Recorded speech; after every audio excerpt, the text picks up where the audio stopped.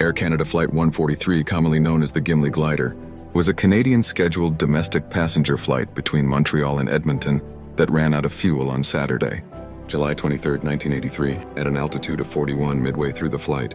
The flight crew successfully glided the Boeing 767 to an emergency landing at a former Royal Canadian Air Force base in Gimli, Manitoba, which had been converted to a racetrack, Gimli Motorsports Park.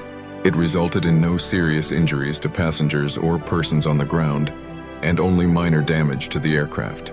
The aircraft was repaired and remained in service until its retirement in 2008. This unusual aviation accident earned the aircraft the nickname Gimli Glider.